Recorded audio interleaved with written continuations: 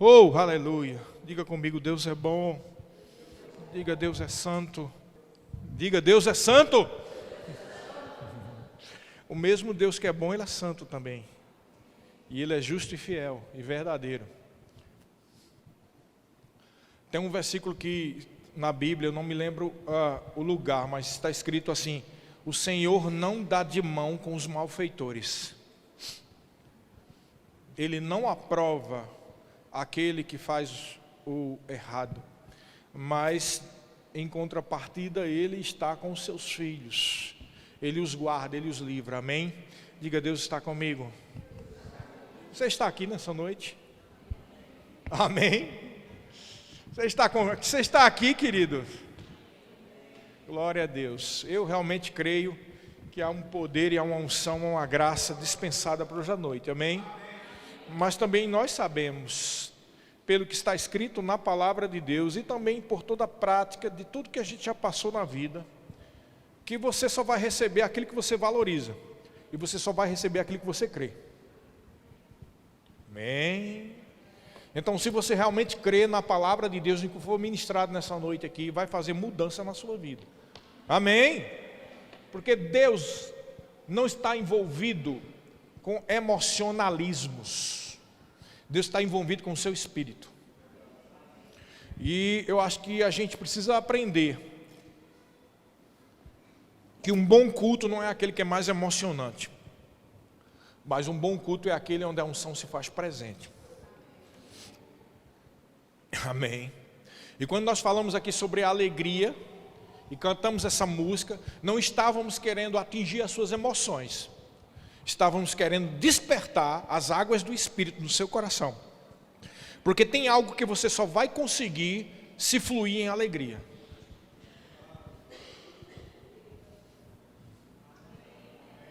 O amém está pouco. Isso não vai satisfazer a minha alma, não tem nada a ver com minha alma, é para a tua própria mudança. Amém. Eu acho que o tempo de tristeza já passou, o tempo de chorar já acabou. O tempo de chorar já acabou. Vou dizer de novo, o tempo de chorar já acabou. Pastor, você não sabe o que eu estou passando. Você pode estar passando 3 vezes pior do que eu já pensei. Mesmo assim, o tempo de chorar já acabou. A gente tem que parar com essa história de viver segundo as circunstâncias, porque isso não é de crente, querido. Crente não vive segundo as circunstâncias. Amém. Crente vive segundo as Escrituras. É impressionante, queridos, é realmente impressionante. É algo que você tem que estar desperto. É impressionante a capacidade, eu vou falar não de jeito humano, mas de crente agora. É a capacidade que alguns homens e mulheres na igreja têm de desvirtuar o que está escrito na palavra e viver conforme este engano. Porque todo mundo diz que está crendo nas Escrituras. Todas as igrejas, todos os pastores, todo mundo diz. Todo mundo diz que deve viver segundo as Escrituras. Mas o que muitas vezes acontece é que muitas pessoas, e até mesmo líderes e pastores, principalmente eles, não vivem segundo as Escrituras, vivem segundo as suas próprias Escrituras que eles creem. Porque se vivessem segundo as Escrituras, iam ver, por exemplo, que a mensagem principal de Jesus era sim o reino de Deus, sim, mas dentro do reino de Deus a mensagem principal de Jesus era fé.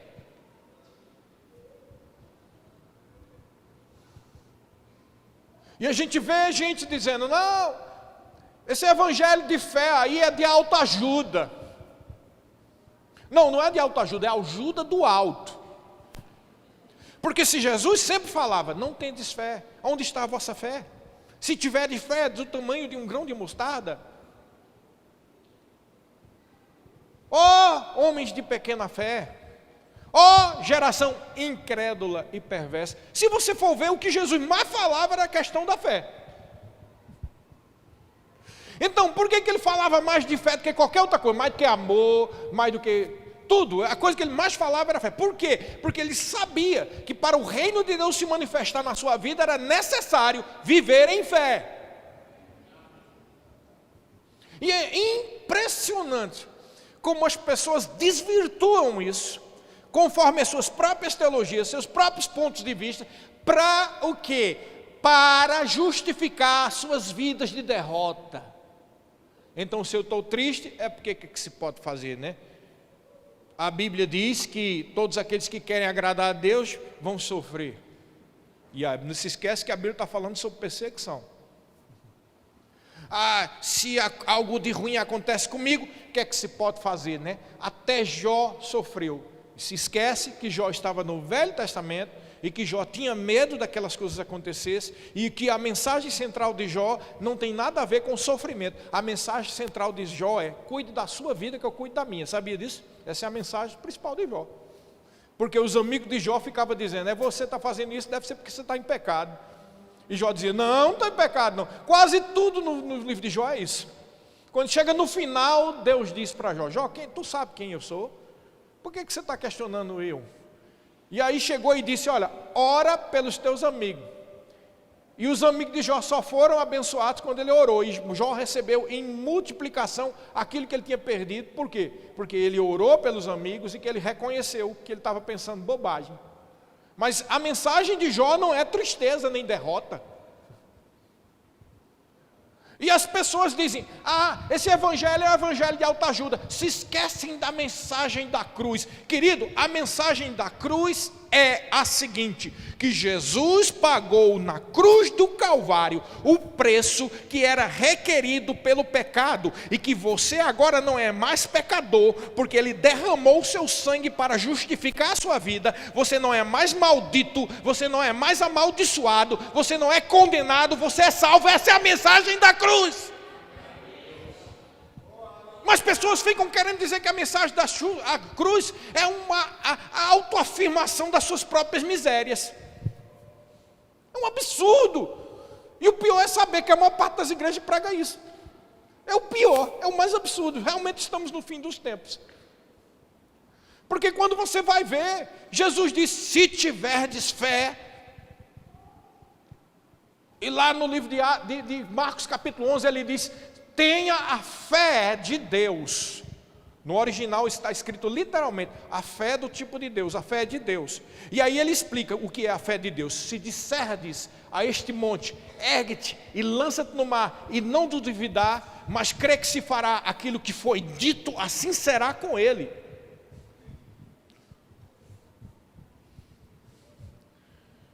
Oh, aleluia! Queridos, eu creio realmente que nesta noite, todas as noites, mas especificamente nessa noite, há uma unção vinda do Espírito Santo para despedaçar todo o jugo na sua vida, e todo caco de demônio vai desaparecer, vai ser quebrado tudo, nunca mais você será o mesmo, porque a unção do Espírito Santo está sobre nós. Não, pouco interessa o que eu acho ou o que eu penso, o que interessa é o que a Bíblia diz. E quando nós falamos e cantamos aqui com essa música: comece a rir pelo Espírito e receba a cura. Por que significa comece a rir pela fé e pelo Espírito? Porque é necessário fé e ser pelo Espírito para poder rir. Não tem nada a ver com a circunstância que você está passando. Porque se você viver segundo a circunstância, você não vai querer rir, você vai querer chorar. E muita gente pensa que é assim que Deus ouve: eu vou chorar, quem sabe Deus tem misericórdia de mim. Querido, você acha que Deus não sabe o que é que você está passando? Antes que acontecesse, Ele já sabia que ia acontecer. E por que Deus não age? Porque Ele está dizendo para você que você não é diferente de todas as outras pessoas. A gente pensa que Deus vai arrastar uma asinha para a gente, Ele vai agir diferente com a gente, né? Todo mundo está submetido à palavra de Deus. Por que você é mais bonito e vai ser diferente? Todos nós, a chuva cai sobre todo mundo. Os problemas vêm sobre todo mundo. A diferença é como você reage com esses problemas. E enquanto você não reagir em fé, os problemas vão voltar.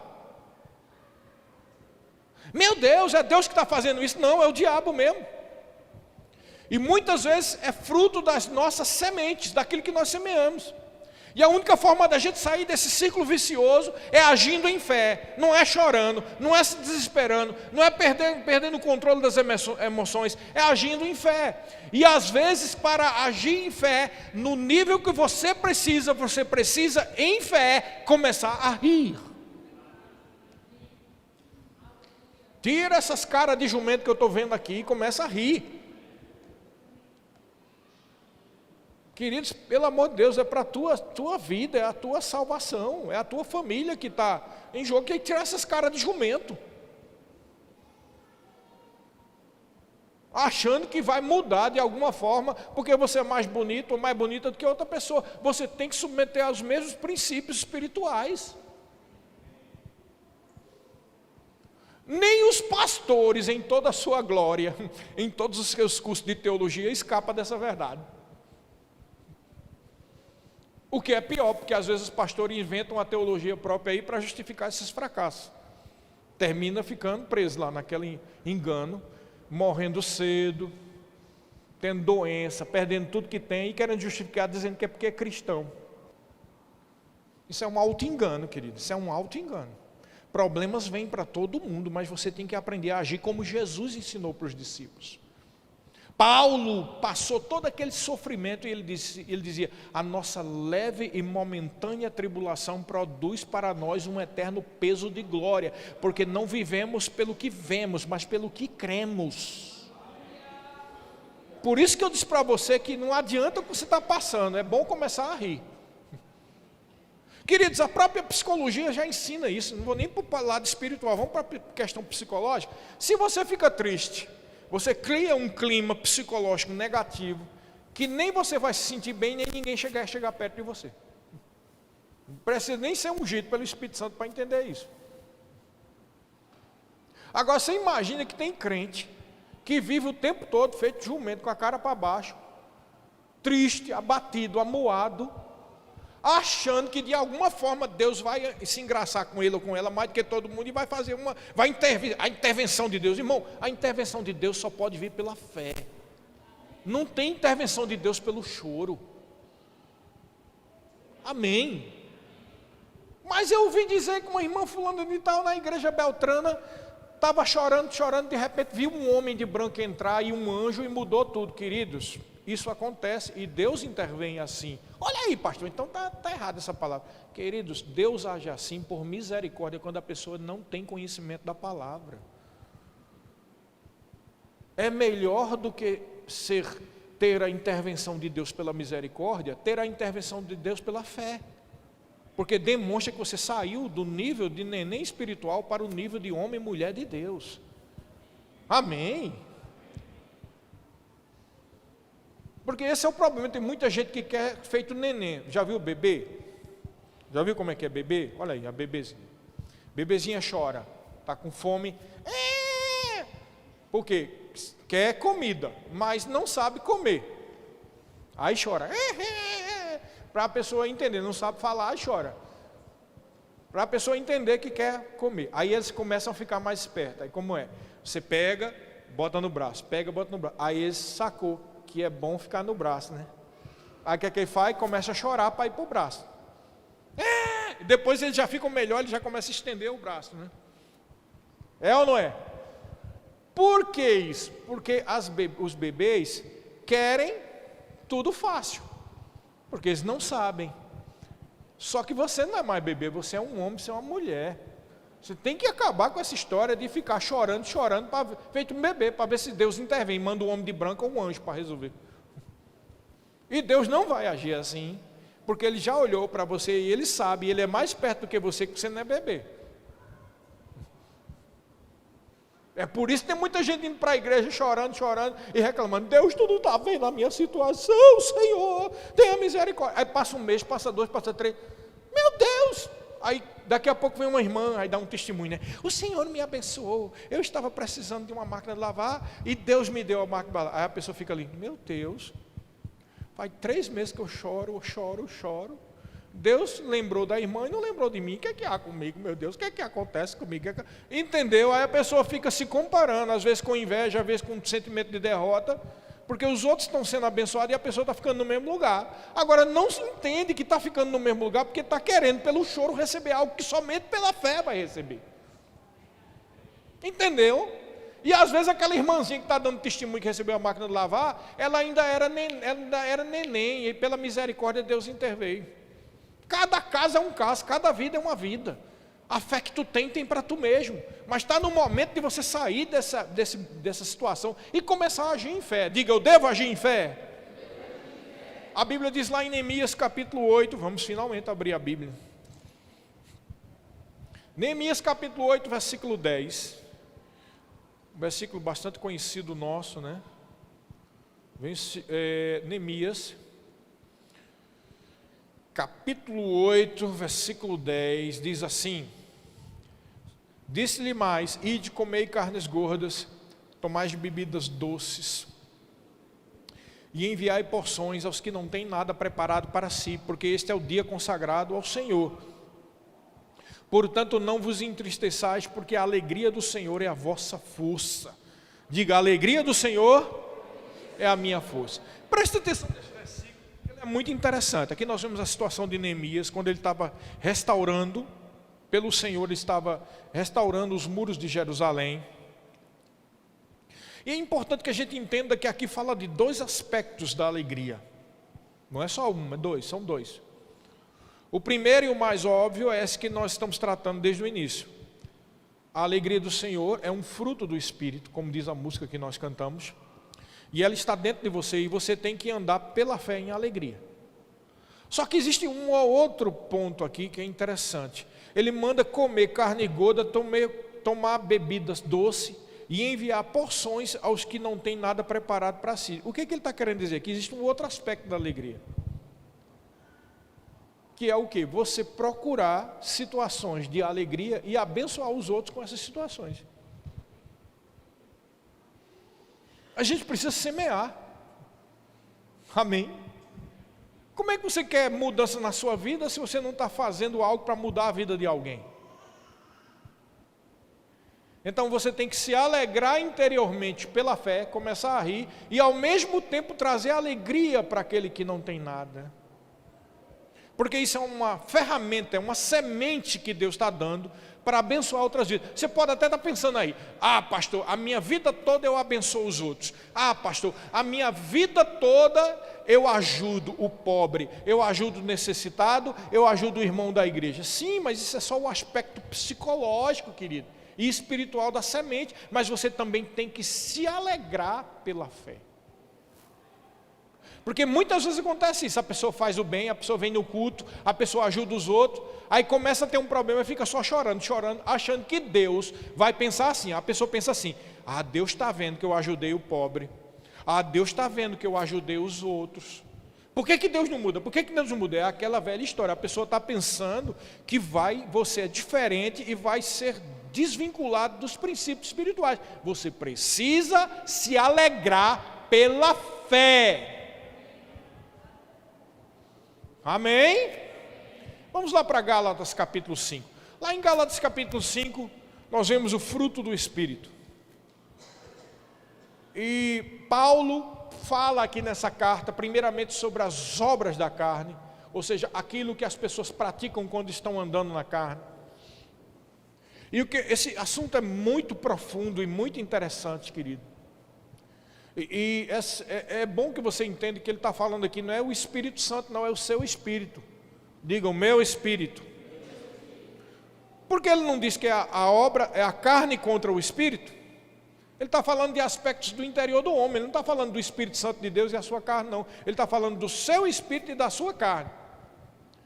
Ele diz aí no capítulo 5 que a carne luta contra o espírito luta contra a carne. E a gente deve ter cuidado para não fazer o que é que a gente quer, que é a obra da carne. E crentes que operam na carne são crentes que são usados por demônios. Isso mesmo, você está ouvindo direitinho, viu? Pode dizer por aí, o pastor Sérgio disse que tem crente que é usado por demônio. Eu digo, assino, testifico, e se for entrevistado numa live, no que for, diga na frente de todo mundo. Usado por demônio, sim. 30 e tantos anos que eu tenho dentro de igreja, o que eu mais vi foi crente carnal sendo usado por demônio. Para dar conselho errado, para fazer coisa errada, para trazer confusão dentro da igreja, tudo pelos demônios. Mas pastor, e um crente pode ser possuído por um demônio? Não, ele não é possuído por um demônio. Mas a mente dele, a carne dele, pode ser influenciada por demônios, sim. Então, crente carnal, ele é influenciado por demônios. Mas a Bíblia diz que crente espiritual anda no fruto do Espírito. E é aqui que Paulo, a partir do versículo 22, fala do que é o fruto do Espírito. Agora veja que é interessante. Quando você opera na carne, os demônios vêm, cutuca a tua carne e você age carnalmente. Mas o fruto do Espírito, ele não está fora. O fruto do Espírito está dentro do seu coração, dentro do seu espírito. Por isso que se chama fruto, ou seja, o resultado externo daquilo que está internamente. Um pé de maçã tem dentro de si as informações genéticas para produzir o fruto chamado maçã. Dentro de uma semente de maçã está ali uma árvore de maçã, está ali toda a genética para ela produzir fruto e já estão os próximos frutos. Então, dentro da árvore já existe um fruto em potencial. Quando chegar no momento certo, ele vai dar o fruto. O que significa o fruto do Espírito? Dentro do seu Espírito, que é a sua árvore, já está ali o potencial do Espírito. Já está ali o amor, que é o que a gente está falando aqui, ó. Amor, alegria, paz. Versículo 22. Mas o fruto do Espírito é amor, alegria, paz, paciência, benignidade, bondade, fidelidade, mansidão, domínio próprio. Contra essas coisas não há lei, e os que são de Cristo Jesus crucificaram a carne com as suas paixões e concupiscência. O que ele está querendo dizer? Produzido pelo seu Espírito, recriado em Cristo, você nasceu de novo. Quem nasceu de novo aqui? Quem fez Jesus Senhor da sua vida? Dentro de você já existe amor. Mas quem se lembra que Jesus Cristo disse, amai ao próximo como a ti mesmo? Ele não disse? Mas você já prestou atenção que às vezes tem gente que a gente não quer amar de jeito nenhum, né? Tem umas pessoas por aí que o que você quer que tem uma surra que esse rapaz ou que essa pessoa, né? De tanta coisa errada que faz. Mas Jesus disse que você deve amar. E como é que a gente ama então, pastor? Se eu não estou sentindo amor. Porque o amor é fruto do Espírito. E o amor de Deus que foi derramado no seu coração não é para sentir, é para ser usado e praticado em fé. Pela fé você decide amar. Da mesma maneira, a alegria é fruto do Espírito. Pela fé você decide se alegrar. Amém? Pouquíssimas pessoas, infelizmente, no reino de Deus têm a revelação sobre isso. Eu conheci um homem, e aí você vai ver como é complicado na cabeça das pessoas. Eu conheci um homem, antes de eu conhecer a palavra da fé, de uma igreja tradicional, mas era uma tradicional pentecostal. E era uma igreja grande, lá de Campina Grande. E todo mundo, eu vou dizer o termo que diz lá, né? Diz mangava, né? Sabe o que é mangar? É zoar. No Nordeste a gente fala mangar. Está mangando da pessoa, você está zoando. Todo mundo zoava desse pastor. Por quê? Porque você era aquelas igrejas tradicionais, sabe aquelas igrejas bem grandes, com as colunas, negócio imenso. A largura da igreja era maior, era 2 vezes isso aqui, ou 3. É uma grande igreja de não sei quantos mil mesmo. E sabe aquelas igrejas que eles colocam aquelas cadeiras atrás, assim, para o pessoal sentar? Quem já viu isso aqui? E geralmente o pastor principal estava pregando e logo atrás tinha as cadeiras, uns tronos assim, de madeira trabalhada, entalhada, um negócio. Uma cadeira daquela deve ser uns 10 ou 15 mil reais, né? Cada cadeira daquela, toda talhada assim. E o homem sentava lá, acolchoado, aquele negócio mais luxuoso do mundo. E eu me lembro que eu ia para os cultos, era a igreja da minha mãe. Eu ia com a minha mãe, depois às vezes ia com a minha avó, quando eu ia passar as férias em Campina Grande, que eu morava em Recife. E quando a gente chegava lá, uma coisa que me impressionava e que eu achava esquisito, é que aquele pastor sentava atrás assim e ficava desse jeito, eu vou fazer aqui. Aí ele fazia aí ficava eu disse, esse cara é doido, ele é doido, esse cara é doido. Que loucura é essa? Que palhaçada é essa? Aí ele ficava e o pastor pregando na frente dele, aí fechava o olho. Aí você diz, esse cara está doido. Ele passava o culto todo assim. Todos os cultos que aquele pastor estava atrás, ele fazia isso. Quando ele ia pregar, ele ficava rindo o tempo todo. Ai, não sei o que, ri. Depois que eu conheci a palavra da fé, foi o que eu entendi. Aquele homem tinha uma revelação que nenhum dos outros tinham. Se você conversasse com ele, você porque tem um juiz perfeito, não tinha nada de loucura. Ele era advogado, ele prestava, fazia as ações, ia para o tribunal do júri. Uma pessoa com um juiz perfeito. Mas, sim, teve um dia que ele fez assim, alguém falou de um carro e ele disse, eu recebo. Ele nem tinha a palavra da fé em Campina Grande. Isso foi na década de 80. Eu recebo. Aí ele pegou, foi testemunhar no rádio, dizendo que um pastor falou lá, e ele pegou, levantou a mão, eu recebo, peguei no ar o carro. Recebeu um carro, meu irmão. Depois recebeu uma oferta de um carro. Ou seja, o homem tinha tudo, tinha a palavra da fé, tinha a alegria, dava risada. Sabe esses vídeos que tem aí no YouTube, que o pessoal fica dizendo que é heresia, do irmão Rega dando risada? O pessoal não entende nada, não tira um negócio fora do contexto. Aí a gente vê os comentários embaixo, é a obra do demônio, né? Isso é coisa do diabo, é o fim dos tempos, né? É o evangelho da autoajuda, isso é uma heresia. Aí alguém diz, ei, eu sou de Marabá, não sei onde, essa heresia chegou aqui também. Aí outro, eu sou de não sei de onde, dos Cafundó do Judas lá, Esquingindó. E essa heresia chegou aqui também, misericórdia, é falta de doutrina. O povo não entende nada. Vê aquela filmagem do irmão Rega, aí faz assim, o outro cai também rindo, aí diz que é heresia, que é demônio, não entendeu foi nada. Porque o que o irmão Rega antes daquilo ali está ensinando, é justamente isso que eu estou ensinando para você. Que você precisa andar em fé para andar em alegria. E eu te digo um segredo, se algo te parece ridículo, pode ter certeza que é de Deus, porque as coisas de Deus sempre vai exigir um ridículo. Sabe o que é o ridículo? Não é uma palhaçada não, vai exigir de você a crucificação da sua carne, de você crucificar o seu orgulho, a sua sensação, o que é que os outros vão pensar de mim. Se você pensar isso, meu irmão, você não está no ponto que Deus quer. Quando você fica sem reputação, ou seja, não estou nem aí porque os outros pensam, como o velhinho lá, uma igreja de 2.000 membros, ele e o povo dizendo, isso é uma palhaçada, o que esse homem é doido? E o homem doido ganhou foi um carro. O homem doido vivia feliz e contente.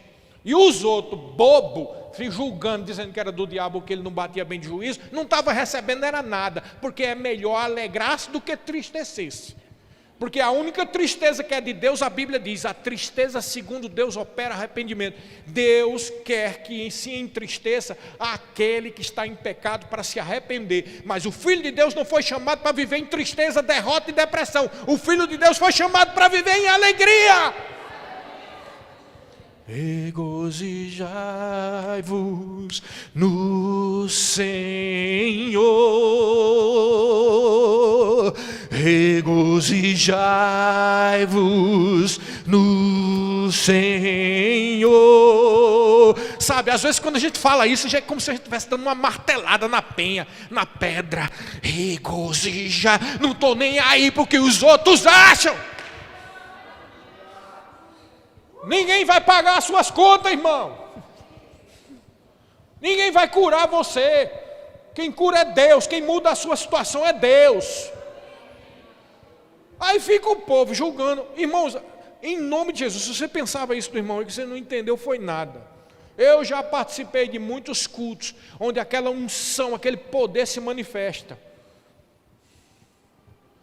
Aí os críticos ridiculamente dizem, é a unção de alegria. Como se fosse mais um tipo de unção que inventaram dos últimos tempos. Irmão, o óleo de alegria e a unção de alegria está na Bíblia. Eles querem ir contra a Bíblia? A Bíblia fala. Quer ver onde está? Vamos lá. Vamos para Isaías 61. O Senhor Jesus, em Lucas capítulo 4, a partir do 16, foi dado a ele o livro dos profetas. E lá era uma prática, eu já estudei alguma coisa a respeito, e sei que é uma prática nas sinagogas, a paraxá. O que é uma paraxá? Eles têm um calendário anual, onde eles leem um trecho da lei, e correlatamente um trecho dos profetas. Amém? Então, o que é a paraxá? É o estudo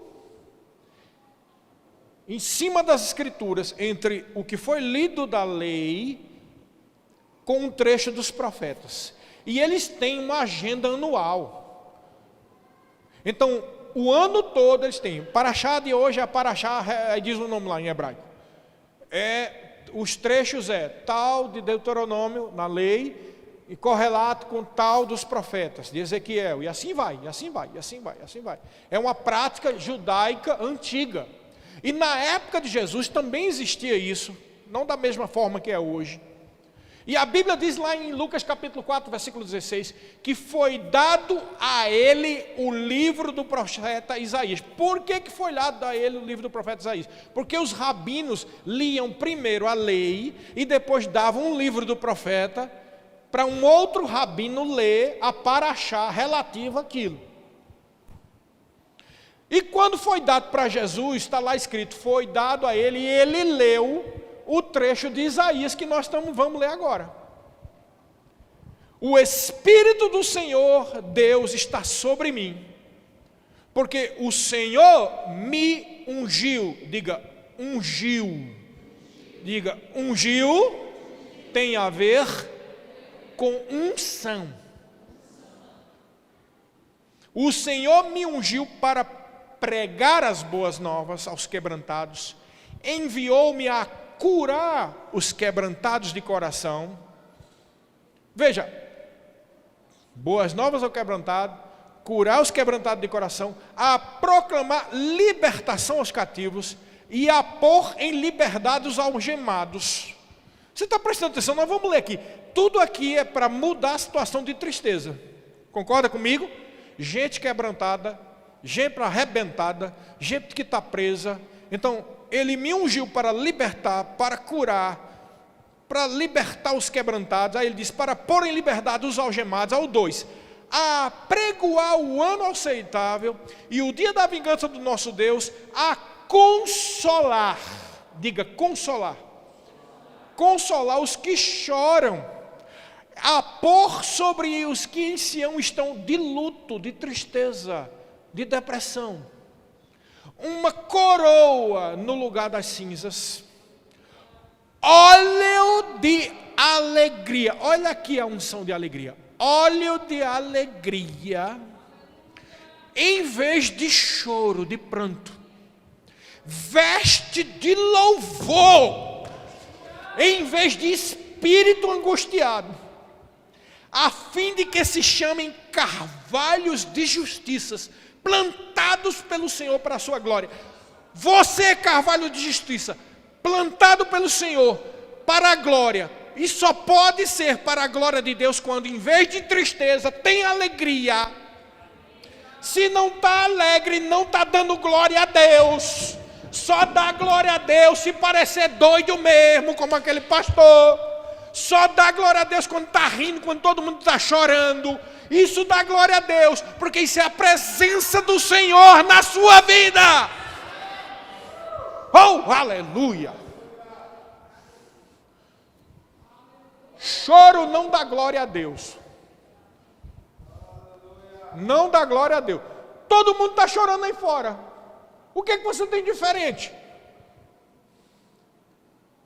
povo pensa que porque é crente não vai ter problema. Sabe qual é a diferença do crente para o que está lá de fora? Quando o problema vem, tem óleo de alegria. Olha para o teu vizinho e diz: ei, rapaz, você tem óleo de alegria. Oh, aleluia. Regozijai-vos no Senhor, regozijai-vos no Senhor.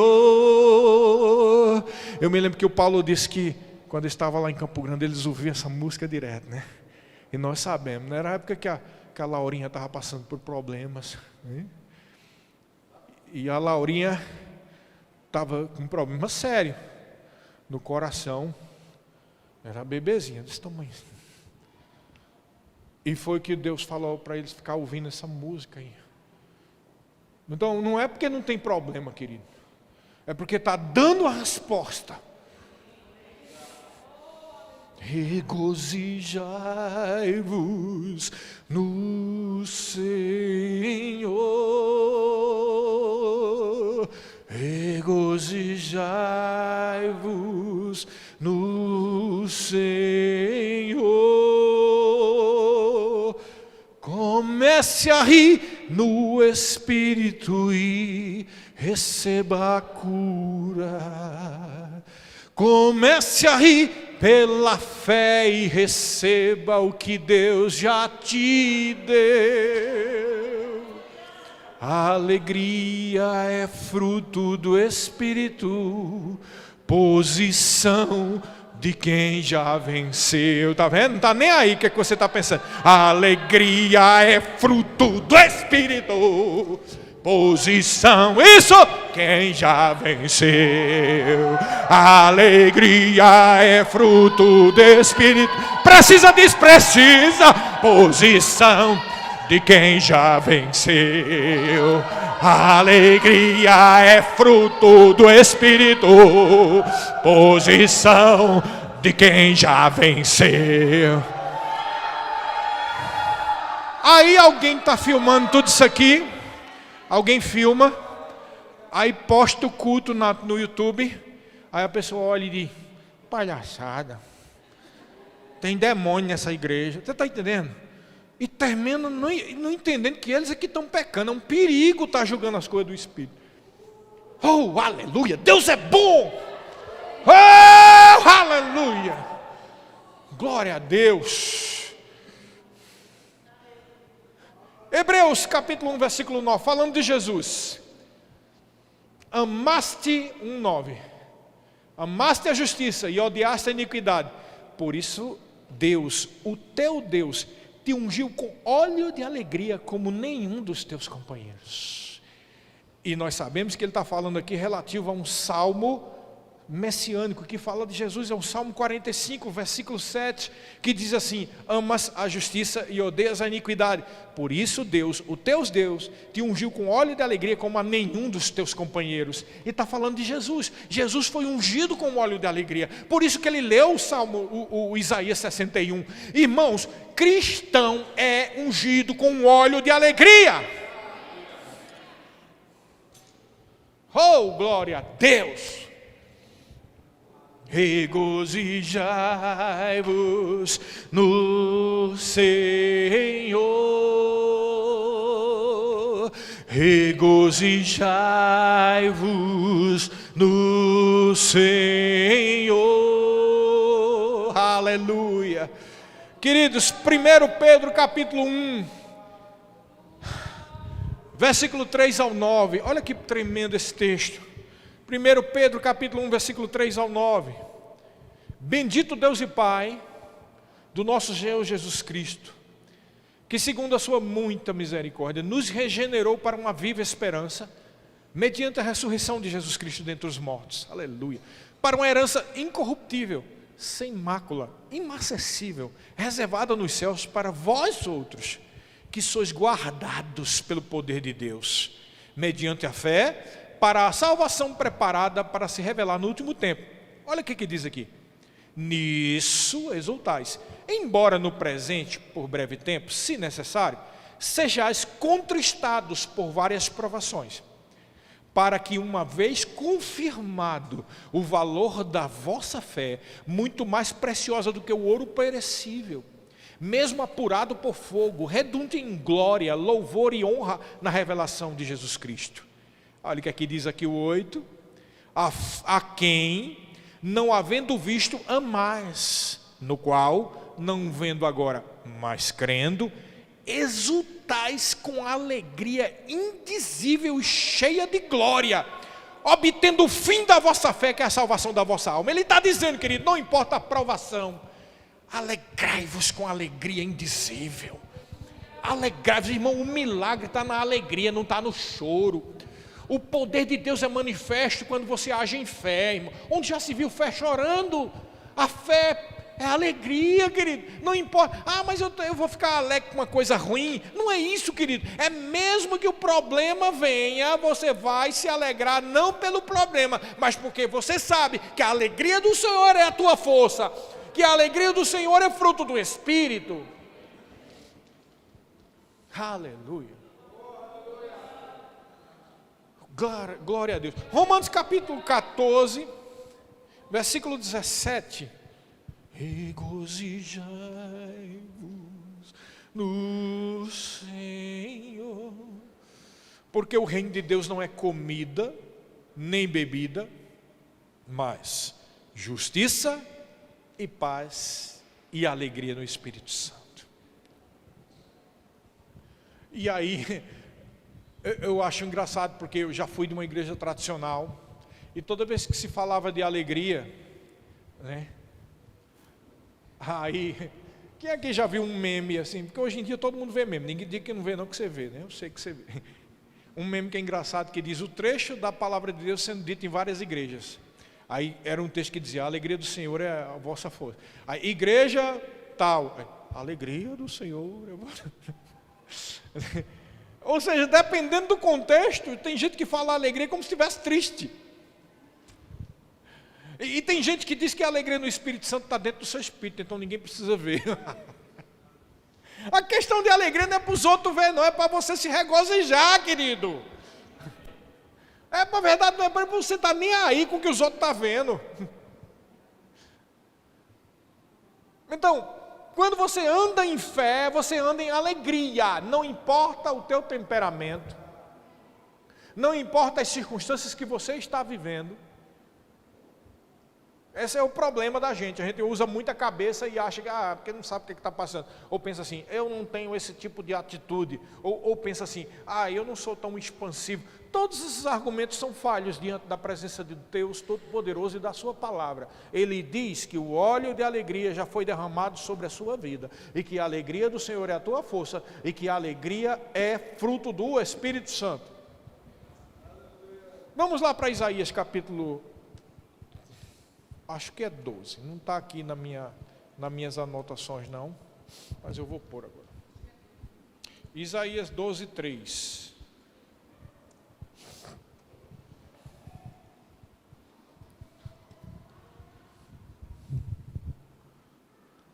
Vamos ler do 2. Eis que Deus é a minha salvação, confiarei e não temerei, porque o Senhor Deus é a minha força, e o meu cântico, e Ele se tornou a minha salvação. Continua do 2 aí, olha que interessante. Se você ler só esse 2, vamos supor que você esteja passando por um problema sério. Você vai no médico, veja como, você lembra que eu falei ainda agora, que é impressionante a capacidade que as pessoas têm de criar um evangelho próprio, não viu quando eu disse isso? E eu vou te mostrar agora. Se não existisse o 3, mas só o 2, você está passando por um problema sério. Vamos inventar uma história aqui. Está passando por um problema sério. Você foi lá, o médico disse, olha, você só tem 3 meses de vida. Ou você, de repente, está em casa e recebe uma conta imensa, R$2.000 para pagar de um prejuízo que alguém deu, e você não tem R$100 em casa. A vontade que dá é de chorar, é ou não é? Você recebe uma informação de que você só tem 3 meses de vida, ou que não tem nenhum tostão para pagar uma conta grande,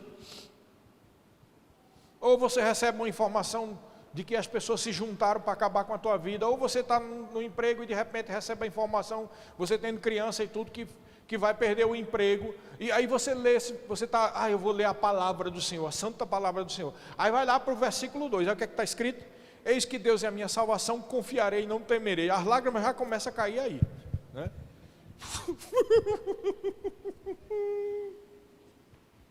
Oh Senhor, Tu és a minha salvação. Ouve a oração do Teu servo. E lá vai o choro.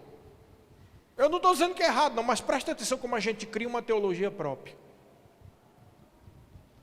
É a minha salvação. Aí continua lendo: porque o Senhor Deus é a minha força, o Senhor me reveste de força, Senhor. Ele é o meu cântico, aleluia. Ele se tornou a minha salvação, Jesus, Jesus. Aí você está chorando. E se você for ler o resto, olha o que está escrito no resto. Versículo 3: vós com alegria tirareis água das fontes da salvação. É claro que Deus é o teu Deus, que Ele te ajuda, que Ele te ama, que vai te salvar. Mas entenda, há um nível de fé que só é atingido pela alegria. É com alegria que nós tiramos águas da fonte de salvação. A Bíblia diz, o Senhor Jesus Cristo disse: quem crê em mim, como está escrito nas Escrituras, do seu interior fluirão rios de água viva. Do interior, do coração. Como é que a gente tira águas vivas de dentro do coração? Com alegria tirareis águas da fonte de salvação. A força está na alegria. Se não for por alegria, você não vai conseguir. É com alegria. Mas pastor, eu não estou sentindo nada. É sem sentir mesmo. Agora você entende por que o irmão Rego olhava naquelas filmagens. Ha, ha, ha, ha. O outro fez, ha, ha, ha, ha, ha, ha. Aí o bobão disse: veja que heresia. Veja que palhaçada. E não está entendendo. O que ele está fazendo ali era o seguinte. Ele está dizendo o seguinte, para você entender. Ha, ha, faça um ha, ha, ria. Porque se você for pela sua vontade, você não vai. Entenda que enquanto você chorar, nada acontece. E aí ele chega perto da pessoa e fala, aí o povo diz: olha aí a unção de alegria, a unção de riso. Ria, pela fé. Aí o outro diz: isso é autoajuda. E não está entendendo, querido. Irmãos, ninguém vai ter misericórdia de você. Ninguém vai pagar a sua conta. Ninguém tem poder para curar, só Deus. Mas aqui está dizendo que as águas vivas saem dentro do seu coração com alegria. É por isso que essa música diz: comece a rir pelo Espírito, não é? Comece a rir no Espírito e receba a cura. É uma coisa sobrenatural. Comece a rir pela fé. Como assim? Ha, ha, ha, ha, ha. E receba o que Deus já te deu. A alegria é fruto do Espírito, posição de quem já venceu. Pessoas estão vivendo como se fossem derrotadas. Eu vou para a igreja para receber a minha vitória. Você já foi vitorioso em Cristo Jesus, irmão. Você não vai para a igreja para receber a vitória. Você vai para a igreja para se mover no Espírito. Você vai para a igreja para ouvir uma palavra. Você vai para a igreja para celebrar a vitória. Regozijar. Regozijai-vos no Senhor. Regozijai-vos no Senhor. É isso que significa, queridos. Regozijar é algo espiritual, é pela fé, não é por causa das circunstâncias. Todos nós aqui temos histórias tristes, todos nós. Uns mais do que outros, mas todo mundo tem. Histórias de derrota, história de frustração, história de doença, de desemprego, de traição, de esquecimento, de negócio que não deu certo. Todos nós temos. De problema na família, de problema com o filho, de problema com o pai, com a mãe. Todos nós temos alguma história. Mas não é a tua história que vai mudar. alguma coisa. É que a gente vive uma ilusão, como se, oh, tem um dó de mim. Não vai funcionar nada. É igual aquele personagem que tinha antigamente. Quem se lembra de programas humorísticos da década de 70 e de 80? Acho que só eu mesmo. Mas tinha uns programas humorísticos que tinha um personagem que era dois personagens. Aí um dizia, eu tenho uma tal de hepatite. Aí eu dizia, tu não tem nada, eu tenho pior. Eu tenho sinusite. Aí começava a dizer um monte de doença. Aí o outro dizia, não, eu tenho mais. E aí ficava aquela briga de quem era mais miserável e cheio de doença. Sabe que tem muita gente que vive assim, eu estou assim, e eu também, e eu assado, e eu desse jeito, eu estou fritado, eu estou cozido, eu estou todo arrebentado. Não resolve nada, querido. O que resolve é a fé.